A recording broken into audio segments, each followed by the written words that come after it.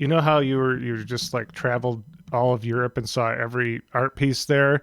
Philly's going to be cooler than all of that. If you like food more than art. If you like food more than art. Listen, we got a lot of art here too.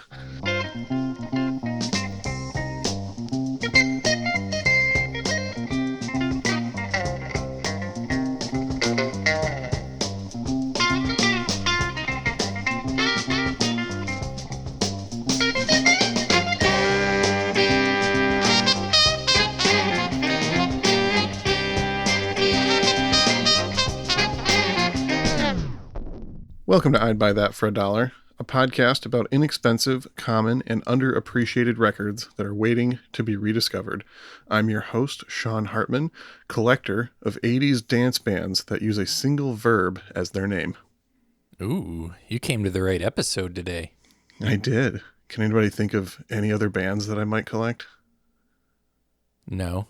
Chic. Is that a verb? Oh, no, it's not. Yeah, see, it's got to be verbs. I'm very particular. I can't think of any. Why don't you tell us? I don't know what a verb is. Well, there might be more, but so far I have records by Switch, Surface, Climax, Shadow, Zap, Catch, and Change. Wow. Impressive. You must really do this. Wow, I'm impressed. I don't really think of zap as a verb normally, but I guess But you're it right. could be. Yeah. I mean, same thing with Surface. Yeah. Yeah. Or Shadow. I zapped you, Jeremy. Yeah. Yeah, no, you're right. Well, I'm co-host Jeremy, and I'm starting a new anti-political action committee. Not like I'm against political action committees, but I just look around me and I think, everything is fine still. We don't need to do anything, right? And no notes. Everything's great. And I'm calling this new anti-political action committee Changes Baloney. Now It's going to catch on. See, I want to somehow make PAC, Political Action Committee, into a Tupac thing, and he had the song Changes. Ooh. But I wasn't ready for your title, so I'm going to just go ahead with what I had planned.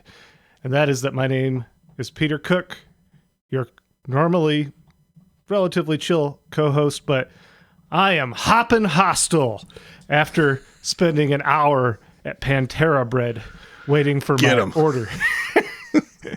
In fact, we have a dissatisfied customer on our hands. I'm so upset with Pantera Bread. I'm so hoppin' hostile that you can just call me Crab for this episode. Ooh, you should have just walked. Oh. Well, that's the three normal co-hosts. Is there anybody else in the house? Hey, I'm Lauren Raham. I don't have a fancy thing to say about who I am and why I'm here, except to say that I am a vinyl hoarder and I am a proud returning person. I'm proud to be returning for my third time on the podcast. Yeah, it's kind of become a tradition here. I'd buy that for $1 that you come on in the fall time and talk to us about a hype record. And about Quebecois separatism. I mean, I'm not an expert on Quebecois separatism, but happy to teach everyone how to pronounce Quebecois and other French words. Yeah, I walked in with my food late to the recording session, and that was the green room discussion that was happening. I don't even know why. Because as an American, I feel it is my duty to grill any Canadians about Quebecois separatism. Yes, Lauren is our Canadian guest. And what did you bring this time, Lauren? First, I want to say thank you. Yes, I am a Canadian guest based in Toronto, not Quebec, but maybe I'll be in Montreal sometime soon and I can scope out all the great Montreal disco records in dollar bins in Quebec. But I brought Sharing Your Love, which is the third studio album by Change.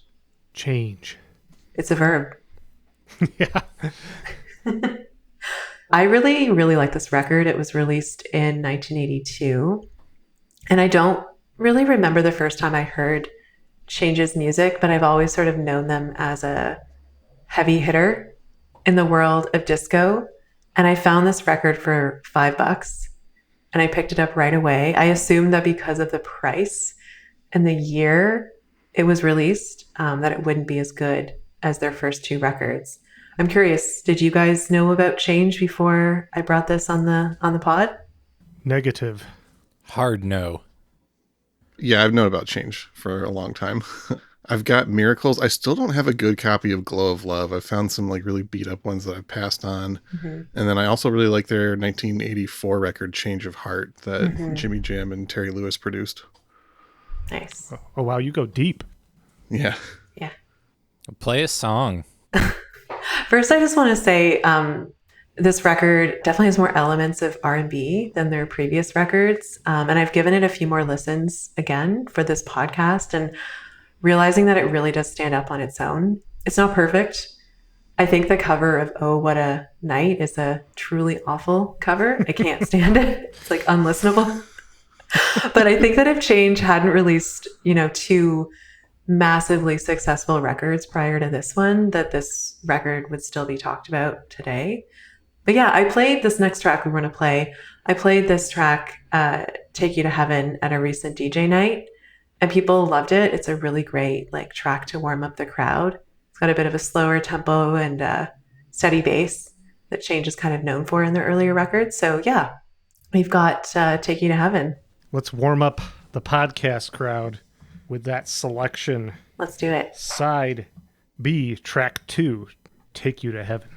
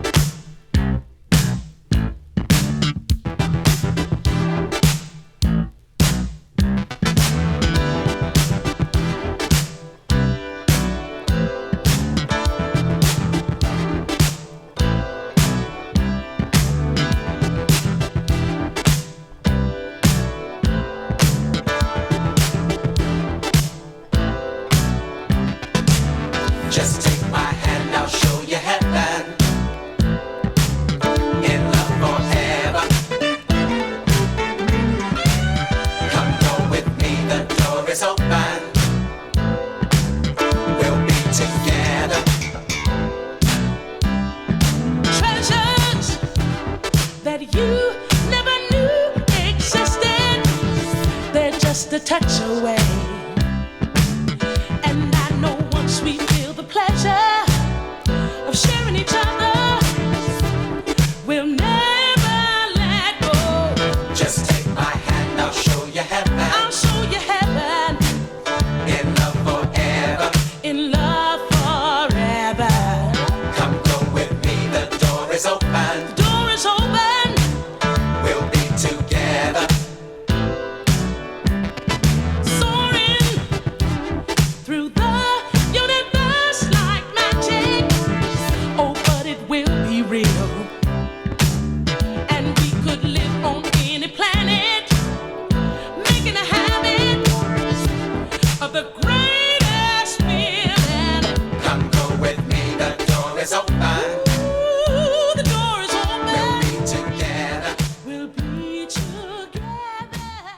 So to my ears, that would be a great example of sophisticated funk. Would anybody agree with that? Sophistafunk? Sophistafunk. I assume the sophistication is the musical side, not the lyrical side. Yeah, generally the lyrics don't have to be sophisticated for it to be sophistafunk. Yeah, it's really tight. It's very well produced. Yeah, tight, well-produced, usually a little bit more of a laid-back tempo, oftentimes a lot of extra instrumentation, kind of a lush sound going on. Mm-hmm. Yeah, it also has that 4 on the floor beat that I think is really prominent and carried by more than one instrument. So it's almost jarring, but definitely belongs on a dance floor despite it not being super high BPM. Yeah, it's definitely got those post-disco vibes to it for sure. Yeah. Sean, do you happen to know the name Johnny Kemp at all? Seen it around and kind of know it. I don't know a whole lot about him, though. He was the songwriter behind that. Ah, He's a Bahamian singer. interesting. Yeah, he had a huge hit in 1988, about 6 years after this, called "Just Got Paid." That's his big claim to fame. But yeah, he co-wrote this along with Davide Romani, who I'm sure we will mention again, an Italian musician who also plays keyboards on this album and was heavily involved in the arranging and conducting of much of it. Effectively like a co-producer, Davide Romani. And that's a really good segue into just like the point I want to make from the top, which is that Change was a group made up of session musicians. You know, there's so many folks involved in this record, both as producers and performers. Change was founded or created by a businessman, Jacques Fred Petrus, who basically wanted to capitalize on disco's immense popularity. And so I think like every track is just so rich with like different musicians and producers who sort of had a hand in putting this record together, and really every Change record together. I was pretty glad that I listened to this before reading about them, because the nature of that they're, you know, made by a businessman and, you know, it's a bunch of hired guns, made me not as, I don't know, that's not my vibe. I have weird hang-ups about that they're kind of that like sellout thing that I think is both dumb but like somehow is so deeply ingrained in me that it's hard to ignore for me. I feel the same way. I think that like the more research I did into Petrus, the business person who put this band together, and other folks involved, it's like clearly this was music made explicitly for profit. It's not a passion project. It's like, let's make as much money as we can on this like dance music trend. But they hired the right people because it sounds great. And also that approach, I mean, has always been pretty common in the music industry, but was especially common for disco. Absolutely. It was a very producer-driven genre and business person-driven genre. Before I realized that was the case with this record, there were a couple things that were indications that maybe something like that was going on. We aren't playing either of these songs, but I noticed that the intro, the drum fill intro to both Promise Your Love and the title track, Sharing Your Love, were identical. You cannot tell the difference between those two drum fills. Yeah. So just a few things that made it seem a little, dare I say, manufactured. But ultimately, it's pretty good if that's the case. But now, maybe I'm mistaken, but isn't this the record where some of the musicians started to have more say in the sound and the songwriting than the previous two albums? They were like kind of starting to come out as their own and as a group a little bit here. Yeah, I think in the first two Change records, and I've got, like, I can chat about this a little bit more in depth later, but the first two Change records where all the songs were exclusively written by this like in-house writing and production team who like put everything together in the studio in Bologna and then like shipped it out to the US to fill it in with the rest of the music, like the vocals, etc. So it was very much like a factory of like creating really great dance hits. Based on how they're dressed up on the cover, I looks like they've been making that money. Yeah. This group has been pulling in some hits and some cash for let's talk about the cover. This. They're really serving some 80s Wall Street realness with the fashions on this cover. And I really want to talk about the cover before we get too much into like who's involved.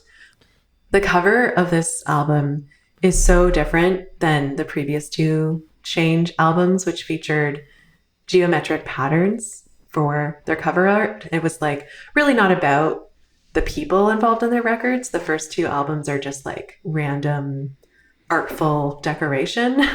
Whereas this one, it's the first Change album that features some of the musicians on the cover. So if you search Change on Google, this is the first image that you'll find. It's the most, prominent one, I guess. Yeah. I noticed that it's often used for them. Mm-hmm. Yeah, I think it's the Discogs profile picture for Change. But it should be noted that throughout the band's tenure, the members changed a lot. And also a lot of the musicians who contributed to each album weren't technically in the band, so they're not in the album artwork. So there are 7 people on this cover, but it isn't really a reflection of who is in the band and who is making the music. But yeah, the cover is super stylized to me. It looks really like they're participating in Reaganomics or maybe looking for finance jobs, because they're all wearing gray drab suits and fancy accessories. They just look well put together, like they're ready to go to work for Wall Street.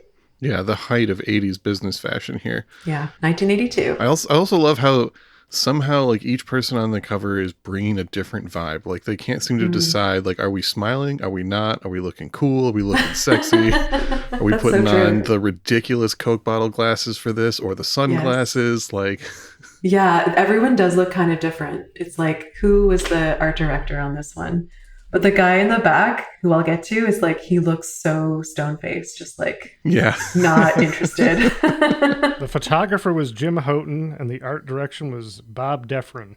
I know nothing more about them than that. I just happen to be holding the jacket. Well, they did a great job, because somehow, despite all of the weird facial expressions, or not weird, the different facial expressions, somehow it all comes together. Yeah, it's still iconic. Yes. We should not overlook stylist Veronica Riley, because I bet she had something to do with the look. Yeah. As a side note, I want to say there's so many names on the back of this record, and I want to go through a few of them right now. I thought you were going to say all of them. I want to go through all of them. We'll be here for hours. Oh my God. I tried to count all the players on the Discogs page, and I think it's 68, somewhere around there.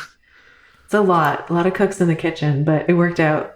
But I want to go over just 7 of them, the 7 folks who were on the cover of this record, and point out that Change was a manufactured band, as we've discussed, and all of the folks on the cover, obviously the band itself is sort of amorphous with all sorts of session musicians in the background. All the folks on the cover have their own success outside of Change. It was almost like this was a sort of a stepping stone for them, for most of them. So on the left, we've got Jeff Bova, who's the keyboardist. He's wearing those really funky sunglasses that are so 80s. He actually went on to win a Grammy for his production work with Celine Dion. Totally random. Wow. He's also worked with Westlife and Katy Perry. I did find him on LinkedIn. He's got a website called Bovaland or something. Yeah. Wow. That might be the first time that we've used LinkedIn as a source. He's a serious businessman, as indicated by this cover art. Yeah. He loves LinkedIn. Anyway, next to Jeff is Vincent Henry. He's right to his right. He's the saxophone player and guitarist, also a session musician who released his own smooth jazz album in 1990. I did listen to some of it for this episode. Sadly, it's not great, but he had some success actually releasing his own album, which is pretty cool. Then next to Vincent, we've got Deborah Cooper right in the center, giving you these really sultry eyes. She's the lead vocalist, and she had a lot of success outside of Change. She actually went on to perform with CNC Music Factory. Oh. Yeah. And then she also was a background singer for Mariah Carey and Jessica Simpson, randomly, and a bunch of other pop divas. Wow. I like one of those two artists. I am also a huge Jessica Simpson fan. Have you read her book? It's really good. And also, I love Mariah Carey. I can't lie. Okay. So next to Deborah, we've got this like stone-faced guy in the background, clearly the tallest of the bunch. His name is Rick Galway. He's the percussionist. I didn't find out a lot about him except that he's a session musician as well who contributed to a bunch of different records. This was the only Change record he was on, though. And he's got his arm around Timmy Allen, the bassist, the very right, not to be confused with Tim Allen. Oh, yeah. Local hero. Yeah, local Kalamazoo hero, Tim Allen. It was here that he got busted at the airport for dealing coke, right, Jeremy? Yeah, he got busted with it was 11 pounds of coke or something. It was like an insane amount because he apparently had climbed the chain. Yeah. That's wild. That's his legacy in Kalamazoo. Home Improvements, Tim Allen. And he went to our university here. Yeah, he went to Western. Didn't he also rat out his buddies to get a reduced sentence or something cool like yes. that? Hell yeah. And went on to become a conservative icon. Who'd have thought? I mean, it's some great local trivia and talking about drugs, definitely in line with the 80s aesthetic. So, True. He's not related to this album, but he's here in spirit. Different Tim Allen. Timmy Allen is the bassist who went on to become a producer with Jive Records. Oh, wow. And he worked with R. Kelly and the Backstreet Boys and Britney Spears. Hugely successful. Interesting. Yeah. It looks like around this time he was also in the BB&Q band, which is one of my favorite 80s funk groups. Okay, so I did some research into that. Side note, BB&Q. Wait, BBQ? Is that what you say? BB&Q. It's the BB&Q. Brooklyn, Bronx, and Queens band. So that band was actually formed by Petrus, I think, according to Wikipedia. Oh, interesting. Don't quote me on that. I should really do more research, but he had his hand in a lot of different bands. Well, it would make sense because it looked like there might be a couple people that crossed over into the BB&Q band from this record. And then after that, we've got James Robinson in the sunglasses in the center, looking pretty cool, really dapper. He's the lead vocalist. He left Change after this album to pursue a solo career, which unfortunately wasn't super successful. He just released one album, Guilty, in 1987. But I want to point out that he has an incredible vocal range, and I highly recommend that listeners check out the song Can We Do It Again from that album. It's really cheesy, but it's also really catchy, and I love it. And his voice is just so perfect. He sometimes seems to go by the nickname Crab, which is where I got my title from. Yeah, what's that about? I wonder where that came from. I didn't look into it enough, considering that I decided to go with it. Well, I guess we better find him on LinkedIn and see what the whole crab thing is about then. I'm sure he's on there along with everyone else on this record. Side note, it looks like he also did some vocals with Norman Connors and Lonnie Liston Smith. Yeah, people on this record are just kind of all over the place. You could really go down a rabbit hole with all of the different folks listed. And I did with the last person here, Mike Campbell, who's in the front, sitting down, looking kind of out of it. He's the guitarist, and he was also a prolific session musician. He passed away in 2014, but one of the albums he was part of was D'Angelo's Voodoo. Wow. He played on the first track. Again, according to Wikipedia and Discogs, but that's incredible. Yeah. What a run. Another guy who was in the BB&Q band, it looks like. There you go.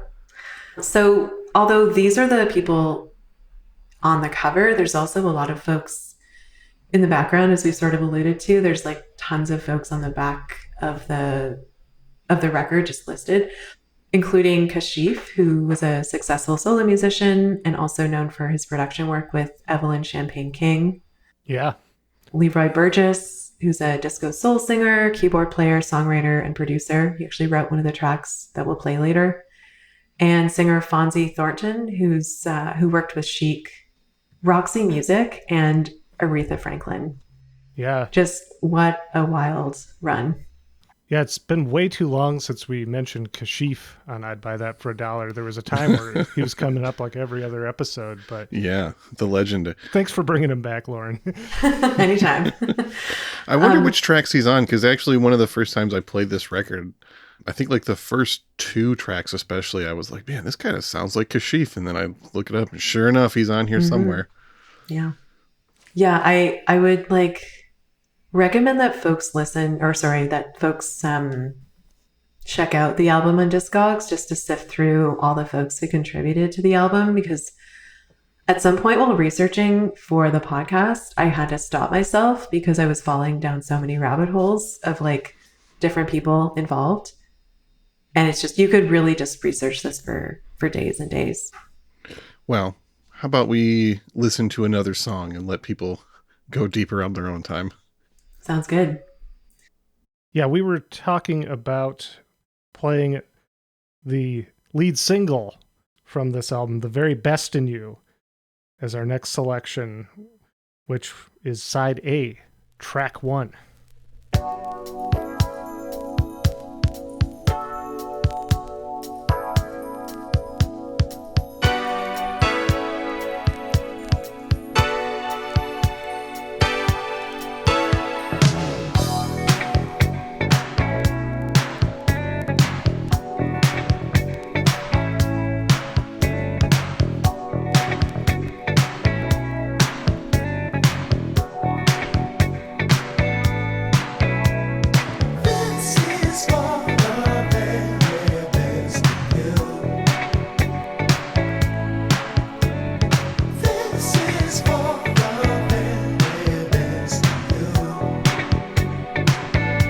Something very special,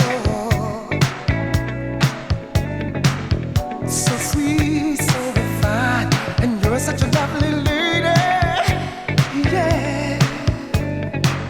And I'm so glad that your heart is really mine. I get excited about this love that we found, and I'm glad we got together. It's so nice having you around me. This is for the very best of you, because there's no one better. This is for the very best of you. Oh, girl. Everything I hope for, yeah. In a girl I can find, and you're so understanding. You're so sweet and you're so kind. I really mean it. Oh, baby. From my heart, I must say, I never, never, ever gonna leave it. Hey, it's right here where I'll always stay. You're my lover and you turn me on. I thought I'd never fall so strong. Please say to me, this love will never end. Yeah, I think that track is a really good example of Change's shift to more of an R&B sound, especially in the bridge. It's like so smooth on this track. Yeah, and that's definitely the song that has the Kashif vibes for me. Yeah. Even the vocals by James Robinson kind of sound like what Kashif would have been doing. Yeah. That was written by Herb Smith, one of the guitarists on this album, who had worked on a lot of Philadelphia International Records releases, as well as the other co-writer on it was Maru Malavasi, who was the co-producer on this album and Petruce's business partner. So, yeah, we've sort of talked a lot about this record, and I want to talk about Change more generally, because I think it really helps to set the stage for like the context of this record and what it was created to do, to like be profitable. Yeah. So Change was formed in Italy in 1980 as a studio band by this businessman we've sort of referred to, Jacques Fred Petruce. So Petrus actually moved to Milan from Guadalupe in the early 70s, where he met Mauro Malavasi and formed Goody Music Productions, which also set up a recording studio in Bologna. So they were pretty successful sort of farming out this Italo disco sound. Their first project was called Macho, which released an... That's right. They actually released an 18-minute long disco version of the Spencer Davis Group's I'm a Man, which is on Spotify. You can listen to it and its various remixes. Encourage listeners to do that.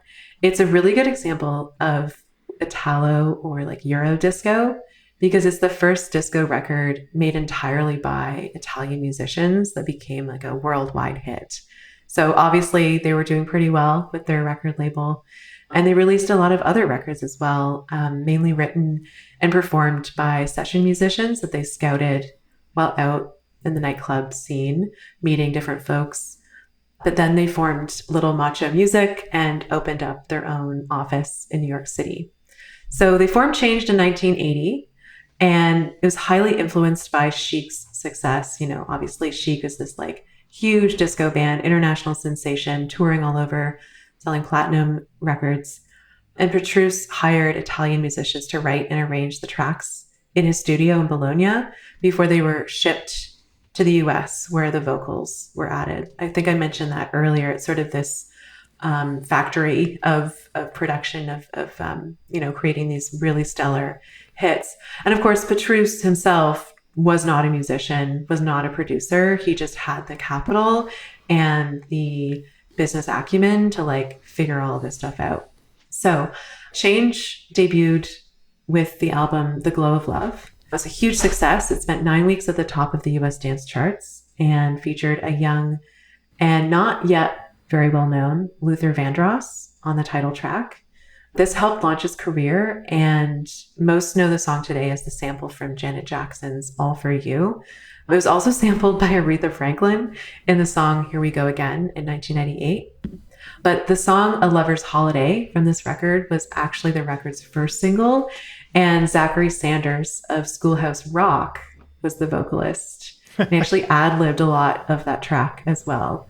So you can kind of get this sense that like throughout Change's discography, there's just all sorts of folks involved who aren't like necessarily part of the band. Their second record, Miracles, was released in 1981.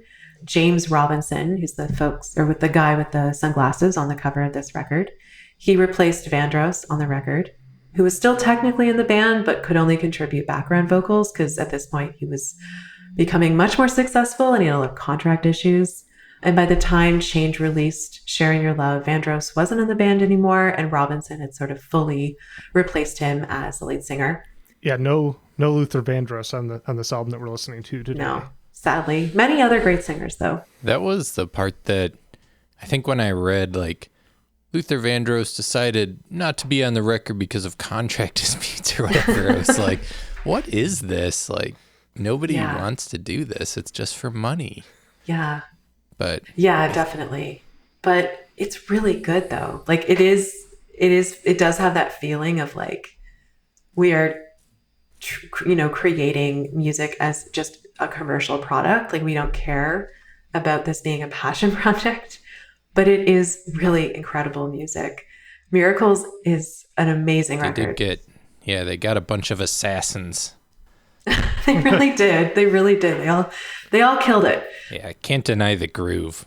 No, you can't deny the groove. The hooks, the groove, the beat. It's amazing. Paradise and Hold Tight are two incredible songs on Miracles. And I think they're like a perfect bridge between 70s disco and 80s R&B. So two standout tracks. Miracles is the album that precedes the one we're listening to today.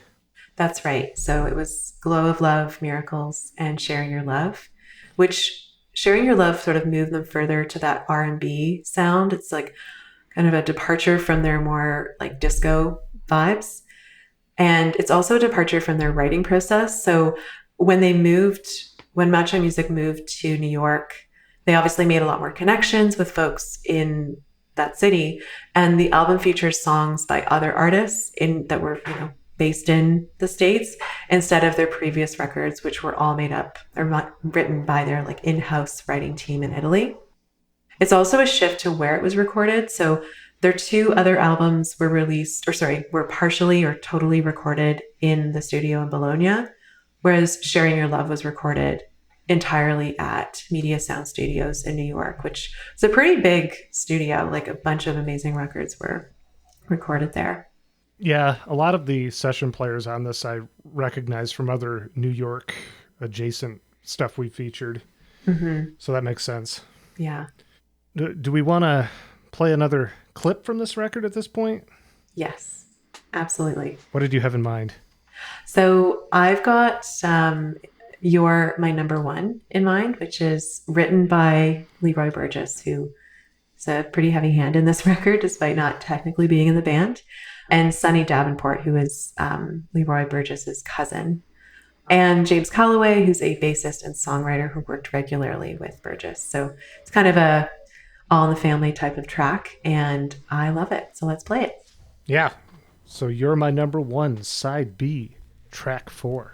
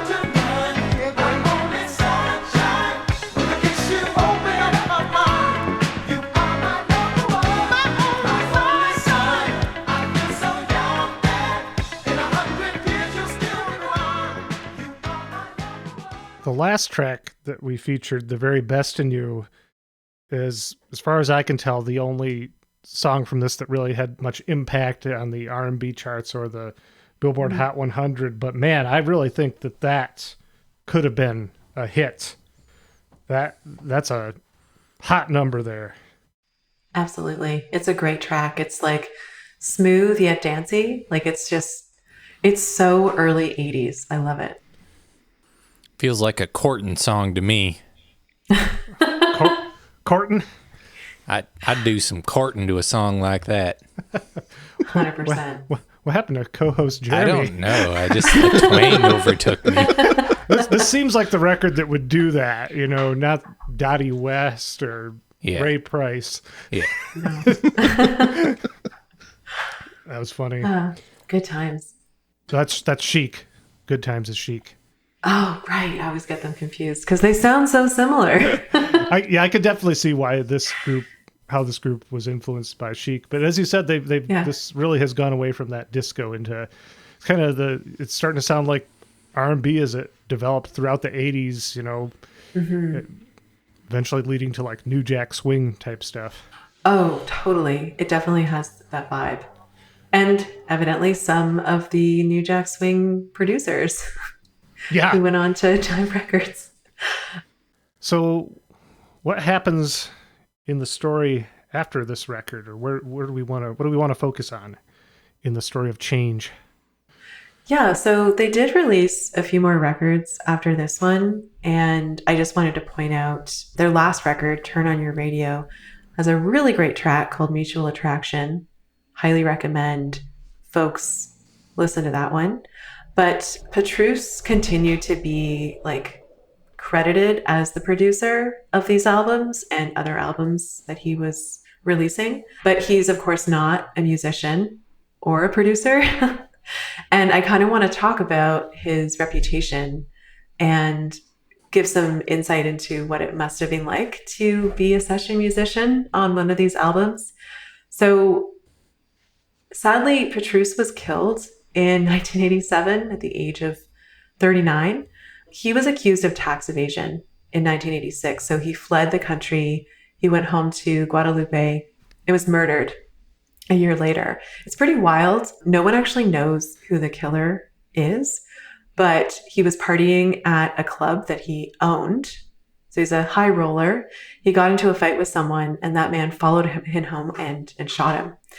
Jeez. And Petrus had a reputation for being ruthless. He, not to say that he deserved to be killed, but he didn't produce or write any of the albums he helped release, even though he falsely took credit for it. And he also set up like musical guidelines that writers had to strictly follow. And he had the final say on like everything he funded.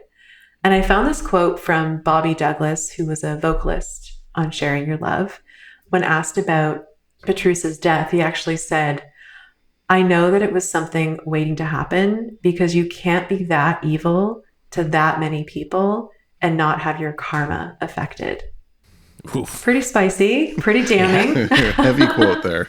But you just imagine like how difficult and stressful it would have been to be a singer, anyone related or involved in these records. It must have been so difficult to produce and record the album. And it does make you think about how it was made purely for profit. So the shift away from disco to R&B on this record was just Petrus like following the money and making something that would generate more sales. It's not a passion project, but it does sound really good. And it does make you think differently about the last song I want to play. I also wanted to point out that, I'm getting into some of this information just from, researching online, but there's a lot of nuance to it. And I encourage listeners to look into it as well and really get a fuller picture of change and Petrus and the history of Italo disco, because there's really so much to explore. Yeah, there's a lot here. I mean, as you said, just alone, there's so many people credited in the production process of this. The aforementioned Davide Romani and Mauro Malavasi. I have a feeling that their names are right next to Jacques Fred Petrus, but I have a feeling they had a lot more to do with the musical aspect of it than he did. But yeah, it's fascinating. And the weird thing about this band is I could find very little, if any, footage of them on YouTube, like live stuff.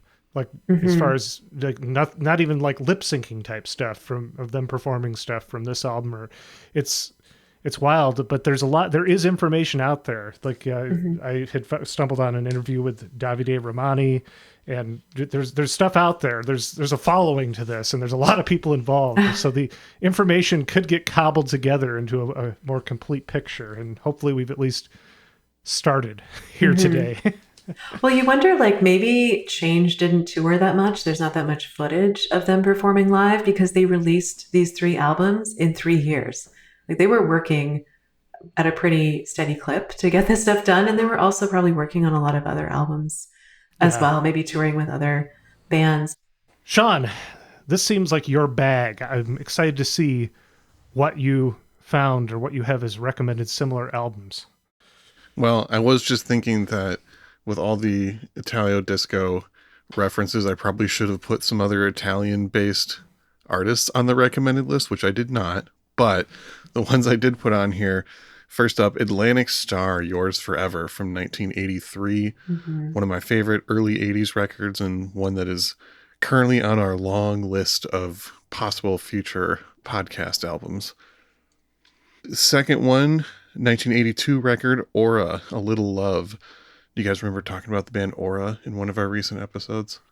I remember that name, but I'm blanking on what they were mentioned in. That is an offshoot of the band Slave, fronted by the lead singer Steve Washington. But more of that sophisticated R&B funk sound, some similarities going on. And then one last 1982 record produced by Kashif, Evelyn King, Get Loose, previously featured on an episode of this show. Nice. Lauren, you've been hyped on some Evelyn Champagne King as of late, haven't you? Yeah, I think she's incredible. I found this record, Face to Face, by Evelyn King. Interestingly, it was produced by Leon Silvers III. Oh. Familiar face. Yeah. Who we talked about last time you were on. Yeah, that's right. Because he was involved in Dynasty. That's exactly right. But there's this great track. It's on the second side, Given You My Love. What You Gonna Do With It? It's a really incredible dance number, and I played it out and I loved it. Yeah, I'm sorry that it's just too soon. We recently decided that we have to wait until episode 983 to feature any artists that we've previously featured. Many years from now, yeah. Yeah, many years from now. That was going to be another. You had thrown that out as an option, but here we are with Change. Well, Lauren, what did you want to play to go out on here? Yeah, I want to play a track called Hard Times. It's Gonna Be All Right. This is the second track on the album, and it was written by that production team of Mauro Malavasi, Davide Romani, and allegedly Petrus, but he was not a songwriter, along with Fonzie Thornton. I was thinking about this track because I think thematically it's a perfect track for today's economic climate. It's an anthem about just how difficult things are and, trying to dance through it, I guess. But it did make me think about how difficult it would have been in the studio recording these tracks with, Petrus cracking the whip. So I imagine to be a fly on the wall of that, this session it must have been really difficult. And then just to sing this song, It's Gonna Be All Right, must have been a bit jarring. But I think it's also a great track because it reminds me of Leroy Burgess. He has a song that he performed with the Universal Robot Band called Barely Breaking Even, which is a really amazing dance number about the pressures of late stage capitalism. It's a working class anthem about just wanting to enjoy life with dignity despite the grind. I played it out recently and it's a banger. The best version of Barely Breaking Even is on YouTube, not Spotify. So I would encourage folks to find it there. But I think it's interesting because it's another tie-on to Burgess, who, contributed to the record both as a writer and a singer. And this song is very much in line with that theme. So let's play it. Fantastic. I hope that wasn't too long. Sorry, I just kept going. No, things to think about. That gives us things to think about here as we get out of here on this episode of I'd Buy That for $1. So thank you so much for listening. Thank you so much, Lauren, for joining us yet again. It was a pleasure, as always. Bringing a little bit of that change our way. Well, my name is Peter Cook. I'm co-host Jeremy. I'm co-host Sean. And I'm Lauren.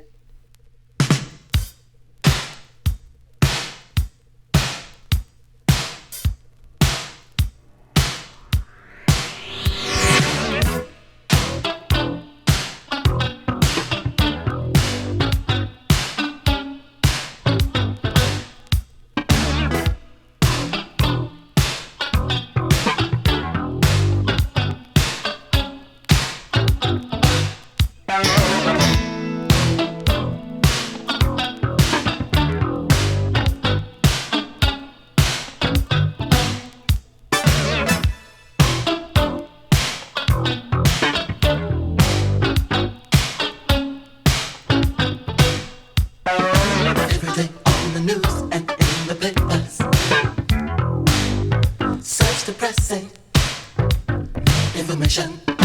Money is tight and everybody's talking about recession. Just hold on, it's gonna be alright.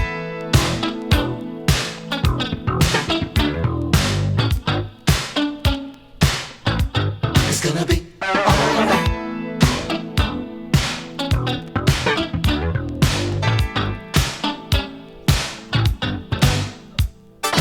Everyone's wondering how they're gonna make it. Don't worry, we can do it.